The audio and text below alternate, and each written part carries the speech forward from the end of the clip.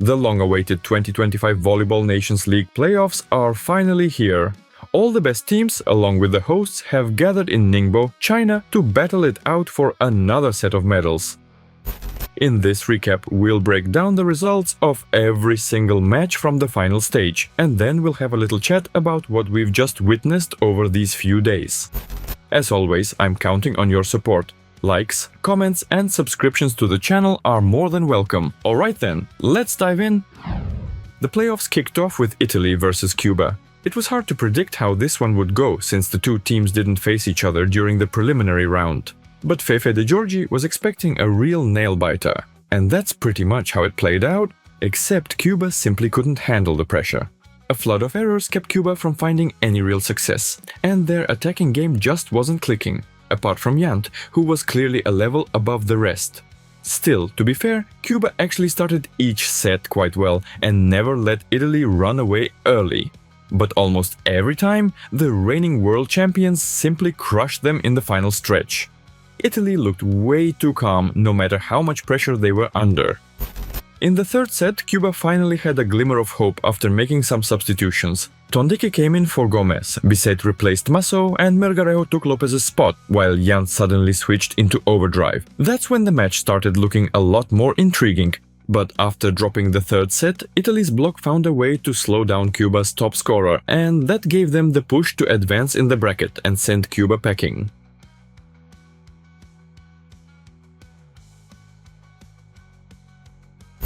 The top scorer of this first quarterfinal was Cuban outside Marlon Yant with 23 points. You can check the full stats in the match report. Next up was Brazil versus China, and who would have thought that the team dominating the group stage would run into trouble against the hosts of the final round. Honestly, I think this match ended up being even more entertaining than Italy versus Cuba, especially that electric first set, where China, fueled by the home crowd, pulled off a wild finish to take it. The only problem? The level of play just isn't there yet for China to keep things consistently clean. They were scoring in situations that seemed impossible, but then turning around and making unforced errors in the most unexpected moments. So while they showed some beautiful, fearless volleyball, they had to say goodbye to the tournament. The main headache for China was Alan Souza. The Brazilian opposite racked up 26 points and was the match's top scorer. Full stats are on your screens. Day 2 brought us another 2 matches, and the first one gave us a bit of an upset. I think you already know the result, so no point in hiding it. Slovenia knocked out France, meaning we were guaranteed a new champion this year. On paper, France dominated Slovenia in attack and destroyed them from the service line. That should have been the perfect recipe for a win, but there was one tiny detail. Well, not tiny at all. Actually, huge. 41 unforced errors from France. 28 of them from the service line, and no matter how much people underestimate Slovenia, you simply have to take advantage of such gifts. And they did exactly that. The only consolation for the now former champions was that the top scorer of the match was their own opposite, Theo Faur with 19 points. Full match stats are on your screens. The bracket also gave us another twist. Last year's finalists, Japan, ended their run in the quarterfinals. You could say they were unlucky with the draw. Poland is arguably their worst matchup. The physical difference is huge. Poland's heavy serves slow down Japan's rhythm, and their defense right now is rock solid. The last time Japan beat Poland in an official match was all the way back in 2009. So honestly, all those "if Nishida and Sekita were here, Japan would have won" takes feel a little far-fetched. Maybe the World Championship will give us some answers.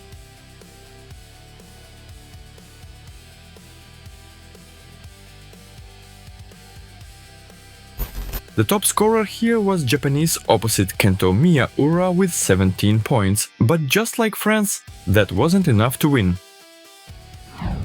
In the semifinals, Slovenia, without their usual veteran outside hitters, tried to keep their miracle alive against the reigning world champions, Italy. The match opened with an ace from Simone Gianelli, setting the tone early as his serve proved to be a nightmare for the Slovenians. On the other side, Fabio Soli's team caused trouble with their float serves, so despite Italy's efforts, they couldn't pull away comfortably on the scoreboard. They finally built a lead thanks to their impenetrable block. That forced Slovenia to swap their opposite for the taller Mujanovic to try and match up against Italy's towering wall.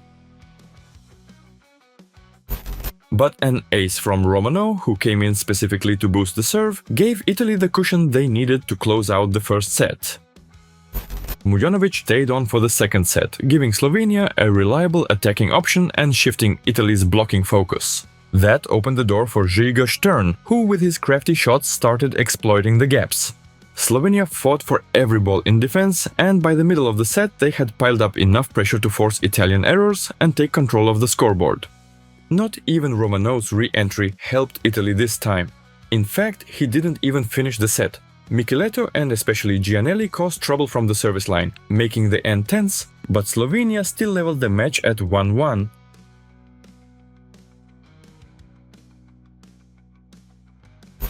Still, Italy's roster is stacked with players who have been here before and know how to deliver in clutch moments. The closer you get to the final, the deadlier Gianelli's serve becomes, and Alessandro Micheletto turns into a point-scoring machine.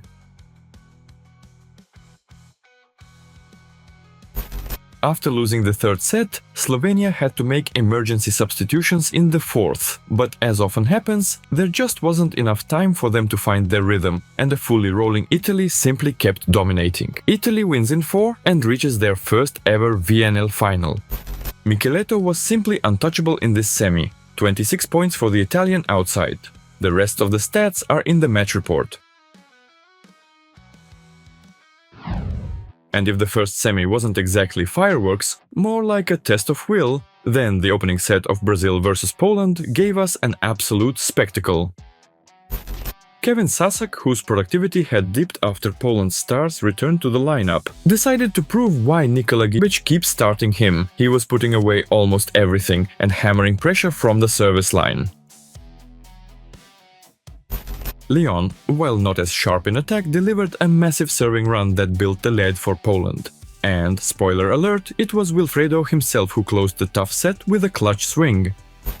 At one point, viewers probably stopped believing in Brazil, until Darlan came on and made the most of his minutes, sparking a comeback. Sadly, it still wasn't enough to take that brilliant first set. In the second, all the beauty was on Poland's side. Their depth at outside hitter is just on another level. Brazil brought in Lucarelli and Bento, but Gibic used his bench far better. He let Leon rest while still producing points, then unleashed Kamil Semeniuk, who strengthened both reception and defense.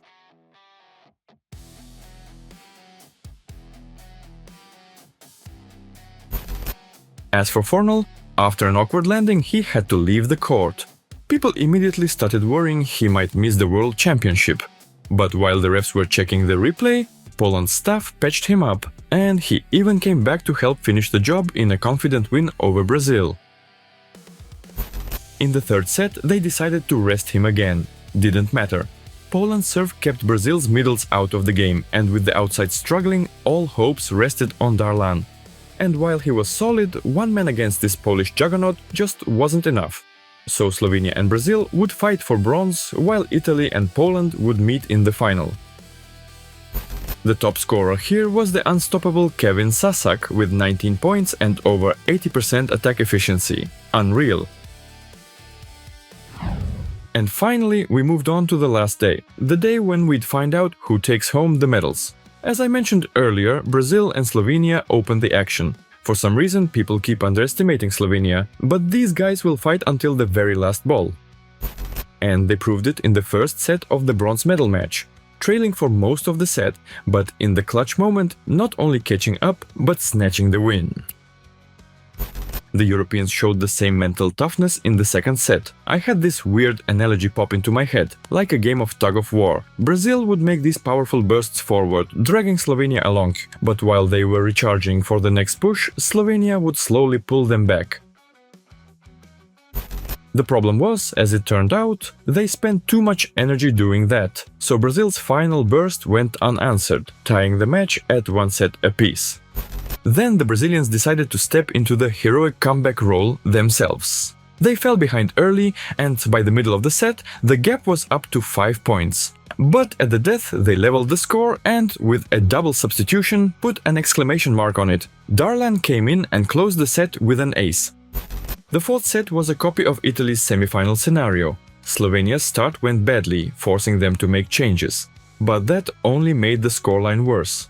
Alan, who'd started the match quietly, found his rhythm in the second half, helping Brazil claim their first ever VNL bronze. The top scorer here was Slovenian outside Rok Močić with 21 points. The rest of the stats are right in front of you. And then straight to the final. We all hoped for a volleyball show, but unfortunately it didn't happen. Poland's dominance was so overwhelming that this was one of those rare times when Italy actually looked nervous. It was especially obvious in the second set when Italy messed up their rotation card, constantly scrambling in serve-receive. At one point, it even became a key moment. The world champions were catching up, but then got hit with a rotation fault, handing Poland a point. From there, the fight was over. According to reports, nothing too bad happened to Tomáš Fornal in the semi-final. The injury wasn't serious, but they didn't use him much in the final. There were rumors he could have been involved in reception, but that role went to Bartosz Bednoš. There's no point in overanalyzing the final. Poland didn't drop a single set the entire final round and fully deserved their second VNL gold. The top scorer here was Wilfredo Leon with 16 points. You've got the full final stats on your screens. After waiting so long for the final stage, I really wanted to enjoy some amazing matches. The problem is, honestly, there weren't any super battles. And what made it feel even duller was that the deciding sets of most matches went by without much fight. So I doubt Ningbo 2025 will go down as one of the greatest VNL finals in history. On top of that, the organizers decided to spice things up with some new ideas. But to be honest, they didn't land well. Just imagine, you lose a final, and not just lose, but get crushed without a chance. And then they make you sit on the court and watch your opponents get their gold medals. That's the kind of innovation we apparently deserved. And then there's the whole issue of the Dream Team Awards, not even the lineup itself, but the way they handed them out. They actually removed this part from the official ceremony, announcing the winners on social media the next day. For the Dream Team, maybe you could justify it, but not giving out the MVP trophy live, I really don't get it. Here's the Dream Team: setter Janelli, outside hitters Leon and Micheletto, middle blockers Kozamernik and Kochanowski, opposite Sasak, libero Mikey, MVP of the tournament, Poland's middle blocker Jakub Kochanowski. My quick take: Gianelli didn't have anywhere near his best final, so that pick feels questionable. Mikey was great in the group stage, but in China, Popievchak was the one playing out of his mind. I'd have given him the libero spot. The rest, more or less fine. The outside hitter choice was tricky anyway. None of them had 3 consistently great matches in the final round. As always, I'm curious what you think about the organizers' choices and about the award format too. Drop your thoughts in the comments. Now, a quick word about the teams that reached the quarterfinals, because you can't make serious conclusions from just one match in China. Let's go in ascending order, starting with Slovenia.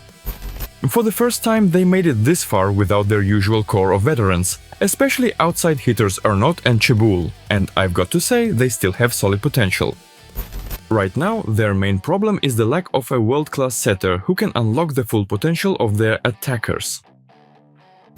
Early in the tournament, I thought Slovenia's attack had become more varied, but by the finals something seemed to break down.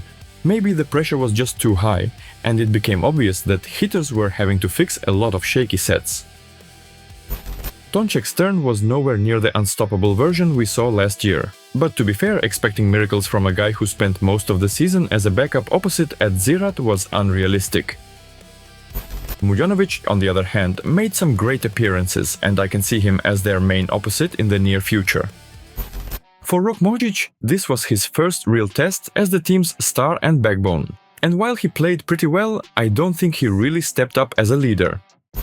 it reminded me of his season before last with Verona. Good in attack, but shaky in reception and missing crucial serves in key moments.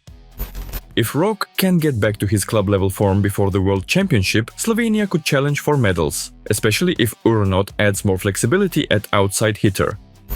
Experience, or rather the lack of it, was also Brazil's problem. Most of their outsides haven't been through battles this deep in a major tournament, and it showed in the quality of play. That's why Brazil didn't look nearly as confident as they did in the group stage. Of course, Riccardo Lucarelli is in a class of his own, but he didn't have enough match practice in this year's VNL to hit his peak. Alan was also figured out by both Italy and Slovenia, and Darlan didn't seem to earn Bernardino's full trust. Italy, meanwhile, looked like they'd lost their championship edge. Even an improved opposite line couldn't keep them on the golden path. It feels like opponents have really studied Italy now, learning how to exploit their weaknesses, especially in big games. They looked flat both in the Olympic decider and in this final. There were individual sparks, but no real team backbone to stand up to a powerhouse like Poland. And I can't skip talking about Simone Giannelli. Again, a questionable level of play from Italy's untouchable setter. He's untouchable, not because there are no other great setters in Italy, but because no matter what happens, he'll always be in the starting lineup. Still, the quality of his setting left a lot to be desired. At this point, Italy's game feels like a predictable attraction. If Micheletto is rolling, they win. If not, their chances drop sharply. And I honestly think there are plenty of great Italian players who just don't get their shot. And finally, Poland. Even without their full strength roster, they comfortably won every match in China, fully earning the gold. I've already said a lot about them during the group stage, but here's a funny note. During the final, Nikola Galebic said in a timeout that Kevin Sasak was playing okay. Not as spectacular as in the quarters or semis, but still good enough to give other hitters more freedom. If you don't follow the Polish league, it probably feels like a mystery every year. Where do they keep finding these top-level opposites? In recent years, the only constant has been Korek, while everyone else rotated in and out. And every time it's someone new at a top level, even if before that only hardcore Plusliga fans knew their name. Truly an amazing volleyball talent factory. As usual, Poland will head into the World Championship as the main favorite. But how it'll end, we'll find out soon enough. Thanks for watching this recap that's not just not fresh, it's already out of date. I honestly thought about not posting it at all, but decided, why not? Turns out, working for a professional club is a bit more time-consuming than I expected, so my free time has dropped a lot. Still, if you haven't completely forgotten that the VNL ended a week ago, share your emotions about the tournament and don't forget to subscribe. I'll do my best to get back on track and bring you more volleyball content. And as always, this was Nick with you. Love what you do and you'll succeed. See you soon. Bye!